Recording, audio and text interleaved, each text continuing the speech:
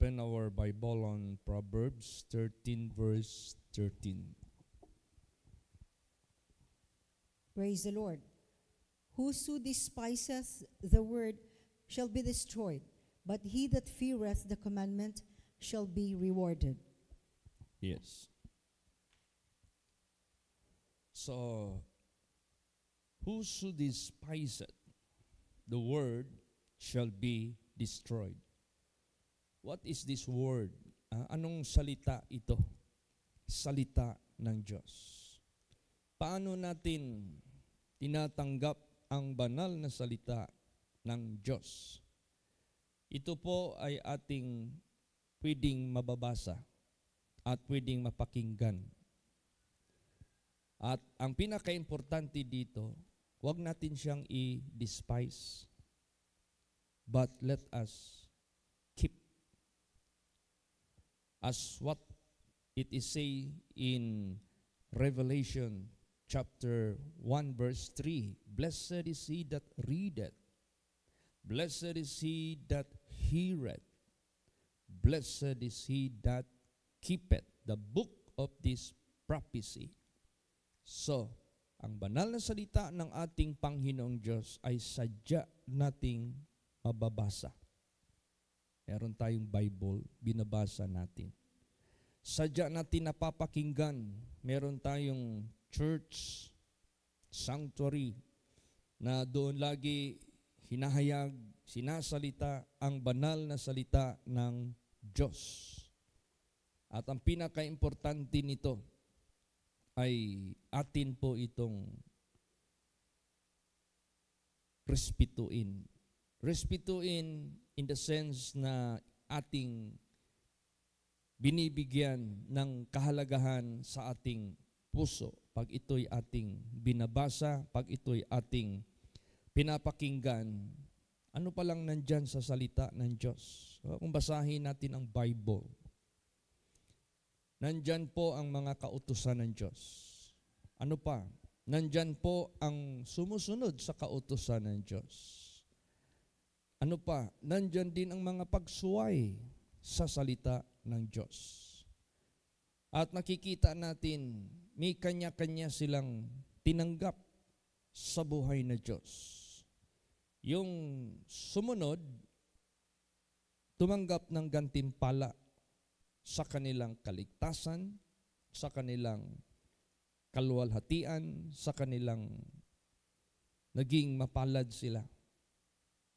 Yung hindi sumunod sa Diyos, nakita natin tumanggap sila ng kapahamakan, tumanggap sila ng kapaitan, kahit pa man mula sa puot ng ating Panginoong Diyos. So, itong banal na salita ng ating Panginoong Diyos, huwag natin itong baliwalain. Huwag natin itong sabihin na parang wala lang. Parang wala tayong naintindihan, parang wala tayong naririnig. Parang patuloy pa rin tayo sa sarili nating pananaw, sarili nating pamamaraan. Kasi ang banal na salita ng Diyos, ito talaga yung magtutuwid sa atin. Ito talaga yung, kaya nga sinabi diyan, all scripture is given by inspiration of God and it is profitable for doctrine, for correction. Nandiyan yung nagbibigay sa atin ng koreksyon dahil sa puno tayo ng kalikuan, puno tayo ng karumihan, puno tayo ng kasamaan. For all have sinned and come short of the glory of God. No one is righteous, no not one. Our righteousnesses, kung ito ay ating aasahan, this is just a filthy rag in the sight of God. So, by the word of God, we shall be corrected. By the word of God, we shall be reproved. We shall be instructed. So, pag ito ay ating inintindi at isinasa puso at ginawang gabay sa buhay, ito po ay magbibigay sa atin ng gantimpala. Yung sinabi diyan, but he that feareth the commandment shall be rewarded. Ibig sabihin yan, saan bagay na matakot tayo sa commandments ng Diyos? Kumbaga pa sa sinabi ni David, ito si David na dala na ito. Malapit na itong mamamatay sa kanyang nagawang kasalanan. Subalit nabigyan siya ng pagkakataon ng Diyos for the second chance na makapagsisi at mapatawad at magbagong buhay. Anong sinasabi na niya? Yun na, thy word have I hid in mine heart. That is after Psalms 51. Dahil sinabi niya yan na sa Psalms 119 na. Sabi niya, thy word is a lamp unto my feet and a light unto my path. Thy word have I hid in mine heart that I might not sin against thee. So, pag yung commandments, which is the word of God, ginawa natin itong lampara at ilaw sa ating mga paa para magbibigay ng liwanag sa ating landas, landas na puno ng kalikuan, landas na puno ng mga bitag, landas na puno ng mga maze. Anong maze? Confusion. Landas na puno ng mga kanal. Anong kanal? Yung bang mahuhulog ka sa kanal o sa putik. Subalit ang banal na salita ng ating Panginoong Diyos, pag inari natin itong, as what David said, thy word is a lamp unto my feet and a light unto my path. Thy word have I hid in mine heart that I might not sin against thee. I have inclined my heart to perform thy statutes always, even unto the end. We shall be rewarded. Gagantipalahan tayo ng ating Panginoong Diyos.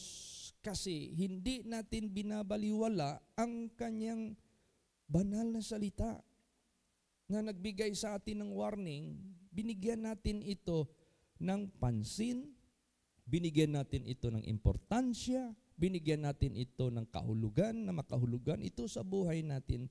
We count it as a meaningful sa buhay natin. Iba kasi yung nagbabasa ka ng Bible, nakikinig ka ng banal na salita ng ating Panginoong Diyos, binigyan ka na ng ating Panginoong Diyos ng warning, binigyan ka na ng Diyos ng knowledge, understanding. Ngayon, ang hirap niyan kung ito ay babaliwalain natin.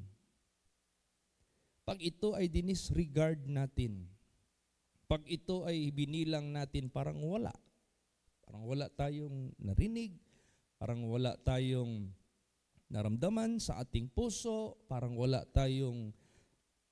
walang tinanggap na gabay o warning ng Diyos, dinidisregard lang natin, yun ang hindi maganda. Basahin natin sa Proverbs 1:25. Praise the Lord. But ye have set at naught all my counsel, and would none of my reproof. Yan.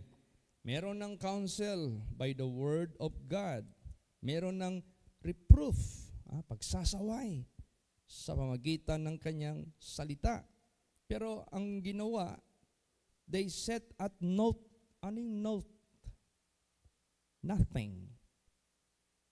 That is just a synonym of none. But ye have set at naught all my counsel, and would none of my reproof. So, kumbaga pa, hindi ka na-touch, hindi ka na nahipo, hindi ka na-convict dahil, una, hindi ka naniwala. Ikalawa, you despise. Ikatlo, you consider as nothing or not.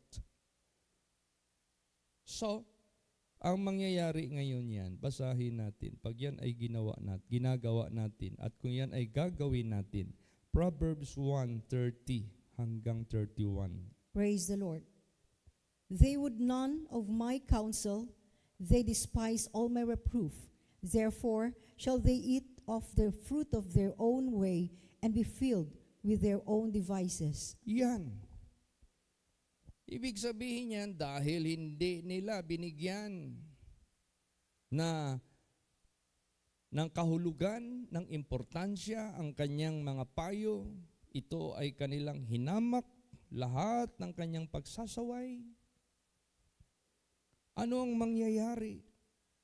Therefore shall they eat the fruit of their own way and be filled with their own devices. Anong meron dyan sa own way natin? Anong meron dyan sa own devices natin? Yan yung sinabi na there is a way which seemeth right unto a man's eye, but the ends thereof are the ways of death.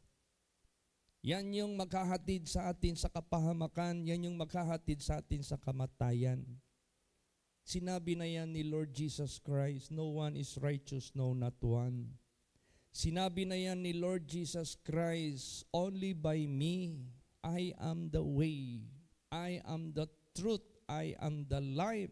Nobody can go to heaven but by me. Pag sinabi niyang, but by my word, but by my reproof, but by my counsel, pag hindi nyo yan in-apply sa buhay ninyo, pag hindi nyo yan binigyan ng kahalagahan sa buhay ninyo at ginamit ninyo bilang ilaw ng inyong landas, bilang pamamaraan na hindi kayo magkakasala sa buhay na Diyos, pag hindi nyo yan ginamit, hindi nyo yan pinansin, hindi nyo yan binigyan ng kahalagahan, mapupuno kayo ng sarili ninyong devices, mapupuno kayo ng sarili ninyong pamamaraan. Therefore, dahil walang matuwid sa inyo, dahil walang tama sa inyo, lahat kayo mapapahamak kasi sadya kayong liko. Sadya kayong makasalanan. Pag ipatuloy nyo yan sa buhay ninyo, ang kapahamakan ay mangyayari sa lahat sa inyo. Yun ang mangyayari sa buhay natin. Pag hindi natin binigyan ng kahalagahan ang kanyang reproof at ang kanyang counsel at gagawin ngayon ng Diyos, mapupuno tayo ng sarili nating way, ng sarili nating devices na siya rin ang maghahatid sa atin sa ikakapahamak sa buhay natin dahil we are not capable. It is not in us the righteousness, the way that we must trod. Hindi sa atin, nasa Diyos. Kaya pahalagahan natin ang banal na salita ng Diyos. Praise the Lord. At paanong paraan ng Diyos na ito ay mahatid sa mga tao? Gagamit siya ng kanyang mga servants. Gagamit siya ng kanyang mga messengers. Pero kahit gagamit pa siya ng servants niya, gagamit pa siya ng mga messengers para maghatid lang talaga sa gabay ng Diyos para iligtas ang sinuman. Pag hindi mo naman ito binigyan ng pansin, pag hindi mo naman ito binigyan ng importansya, basahin natin. 2 Chronicles 36 verse 16. Praise the Lord. But they mock the messengers of God and despise His words and misuse His prophets until the wrath of the Lord arose against His people till there was no remedy. Yan. Nangyari na ito noon at posible itong mangyayari ngayon. Ano yun? But they mock the messengers of God and despise His words and misuse His prophets until the wrath of the Lord arose against His people till there was no remedy. So, ito ay indication na wala ng Savior. Wala ng totoong umiibig sa tao na gustong magligtas sa lahat. Pag siya ay iyong dinispise, pag siya ay iyong tinalikdan, pag siya ay iyong hindi pinaniwalaan, tiyak na kapahamakan ang maangkin. Kasi wala nang magliligtas sa iyo, siya lang eh. There is no option. There is no way. There is no truth. There is no life. There is no salvation but God. But Jesus. Pag dinispise mo pa yung mga pinapadala ng Diyos na mga messengers niya, mga prophets niya, mga servants niya, sino pa ang makaligtas sa iyo na siya lang yung may capability na magligtas? Siya lang yung may kakayahan. No, kaya ang sinabi dito, hanggang darating ang puot sa Panginoon at wala ng remedy. Wala ng chance maligtas. Kasi ang puot ng Diyos, yun yung nagtapos sa buhay nila. And after that, the judgment. There will be no more repentance could be done. Walang tinatawag na purgatory. That is a big lie. Purgatory, ang sabi nila, pag ang tao daw ay mamatay at hindi nakahanda, hindi daw yan mahatulan sa impyerno. Ilalagay daw muna yan sa purgatory. Saan pala ang purgatory? Yan daw ay nasa gitna ng langit at ng impyerno. Langit, purgatory, impyerno.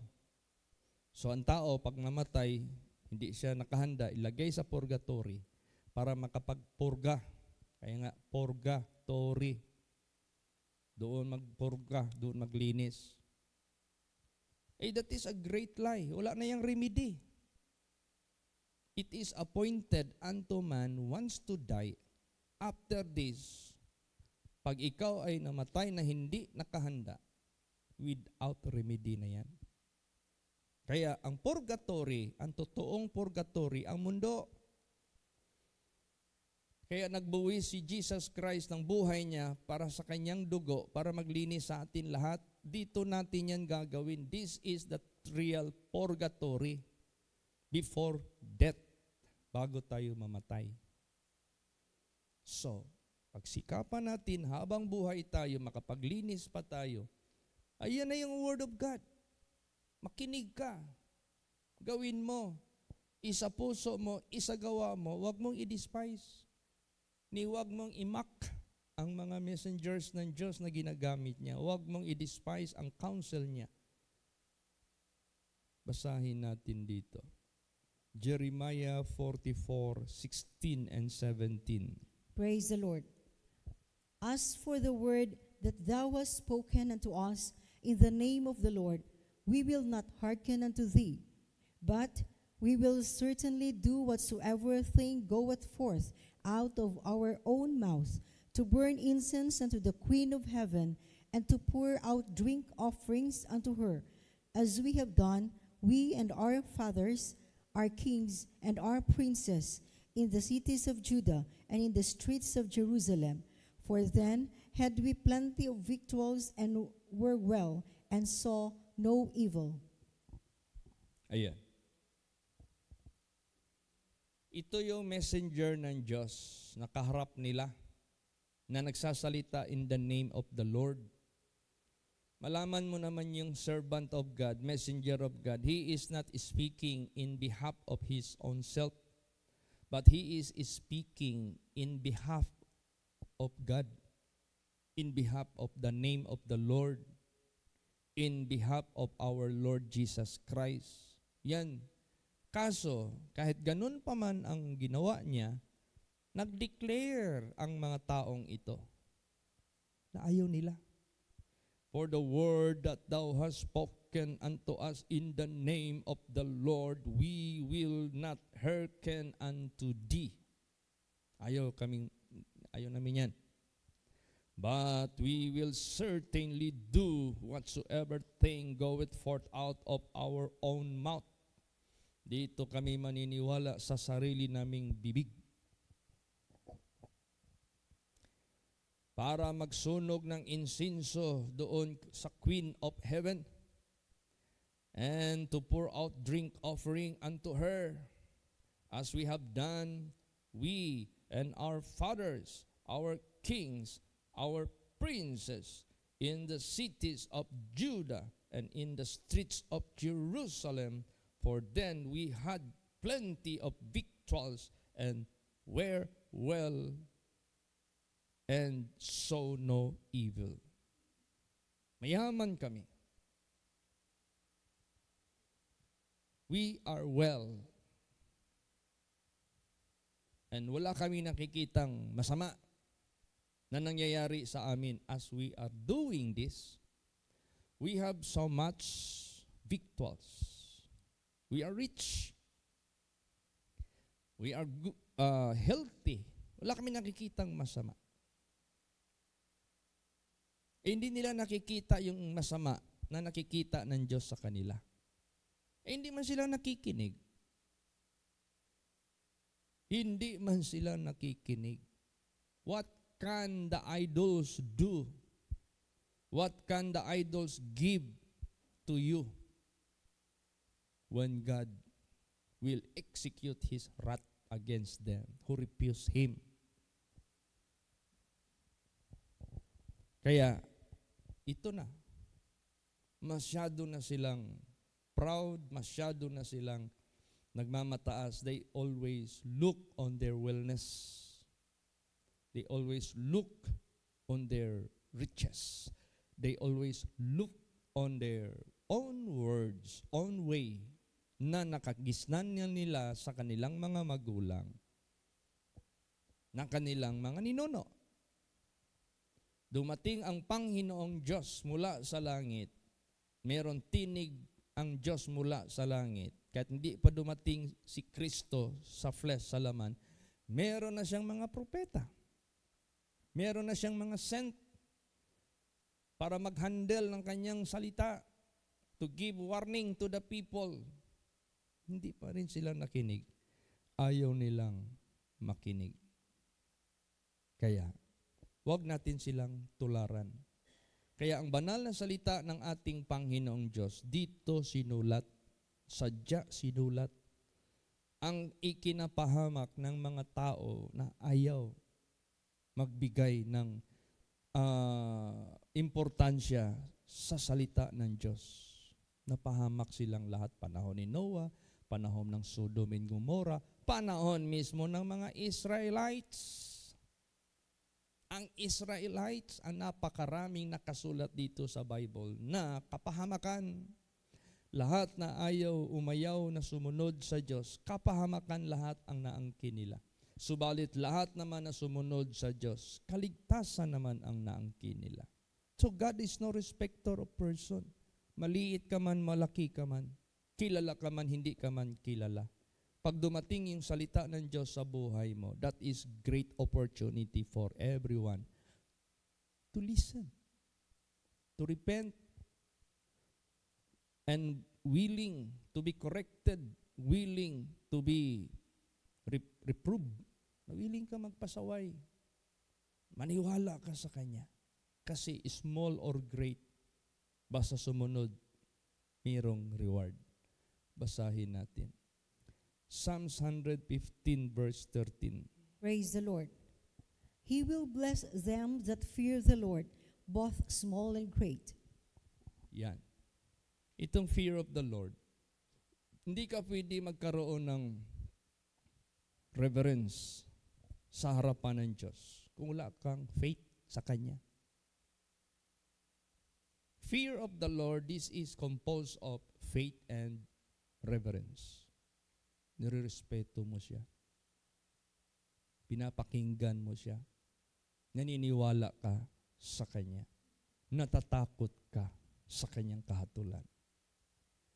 He will bless them that fear the Lord, both small and great.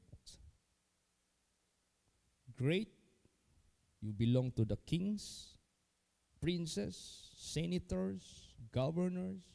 Small, you belong to a mean state like servants, like workers, like ordinary person. It doesn't matter. Pag mitakot ka sa ating Panginoong Diyos, you will be rewarded.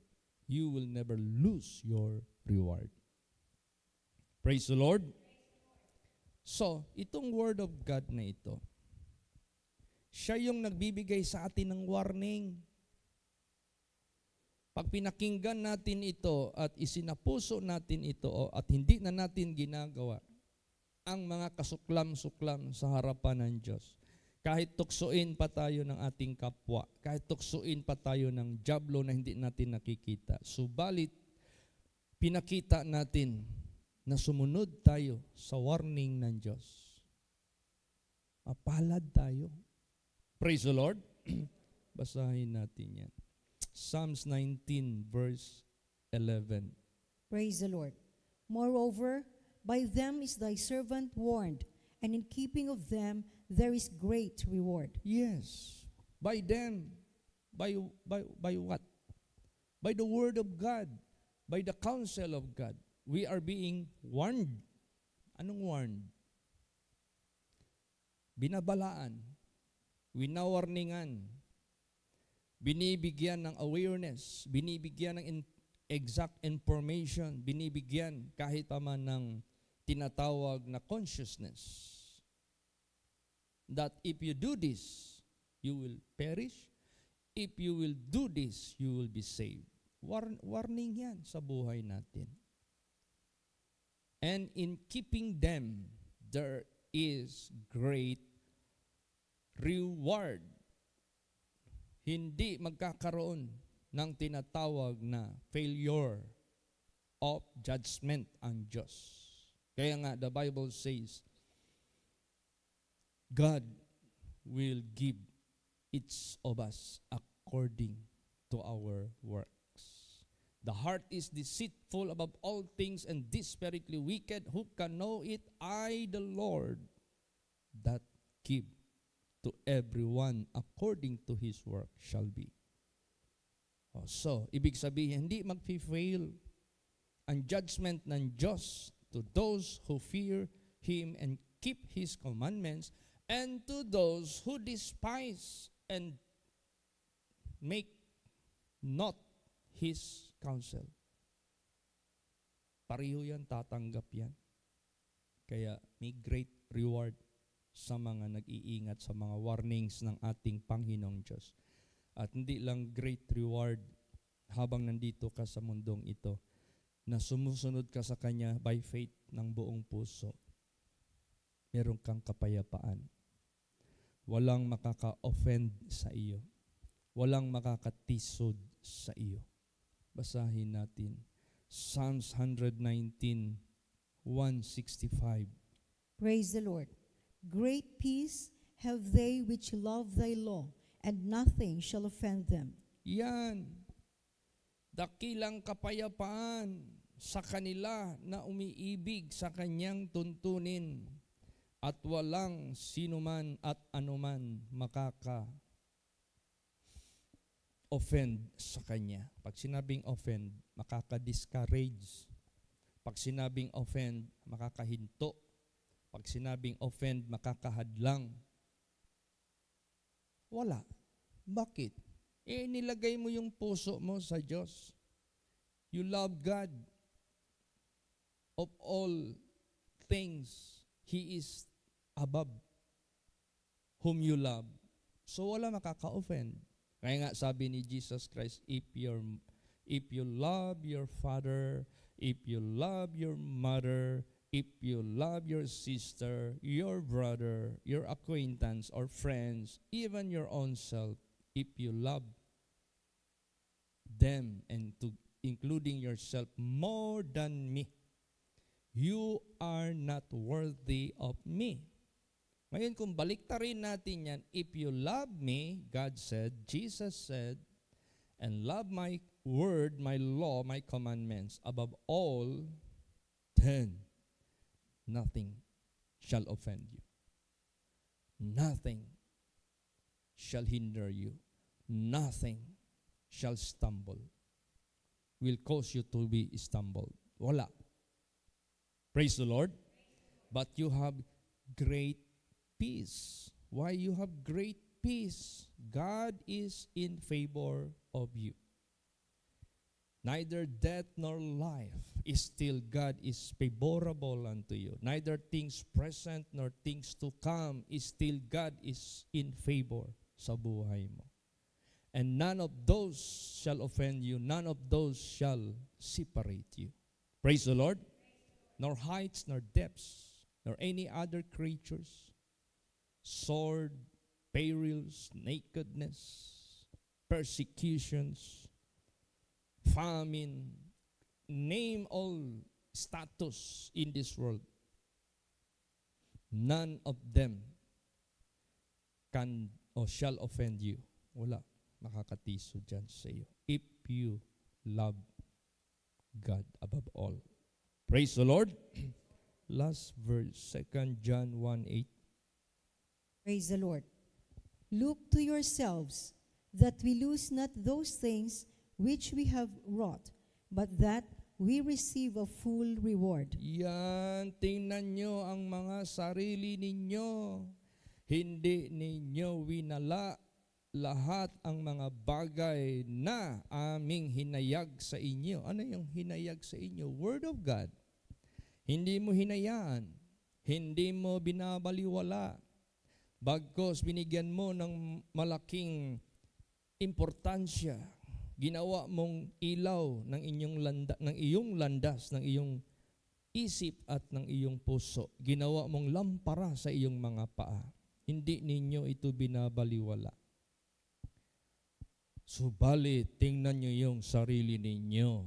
Habang ito'y ginawa ninyo, tumanggap kayo ng full reward. Praise the Lord. Look to yourselves that we lose not those things which we have wrought, but that we receive a full reward. So, to God be the glory. Salamat tayo sa Diyos. Lagi niya tayong winawarningan, lagi niya tayong tinutuwid, lagi niya tayong inaakay, lagi niya tayong ini-encourage, lagi niya tayong binubus yung ating faith, yung ating obedience dyan sa Kanya. Dahil inilatag na ng Diyos ang lahat. What will happen if we choose that, if we choose those things? Nilatag na lahat ng Diyos. He set before us two things, life and death, curse and blessing, light and darkness, heaven and hell. Nilatag na lahat ng Diyos. Kaya pag hindi natin binabaliwala ang Kanyang counsel, hindi natin dinidespise, but we are fearing it. We are fearing them. Katakutan natin yung counsel at saka yung word niya. We shall be rewarded for our salvation, for our wellness, for our protection, everything. Name all those favor from God, grace of God. Tatanggapin mo yan. By grace are you saved. Praise the Lord. Maliligtas ka. Full of grace and glory ang ibibigay ng Diyos sa buhay mo. Dahil yan yung hatid ni Kristo sa buhay natin sa pamamagitan ng Kanyang Ebanghelyo. To God be the glory. Pasalamat tayo sa Diyos sa Kanyang gabay na laging nagbibigay sa atin ng kasiguraduhan ng ating tatanggapin mula sa nag-iisa na tagapagligtas at gumawa ng lahat sa atin. He is the only one, the rewarder of them that diligently seek Him. Praise the Lord. Magsitayo po ang lahat.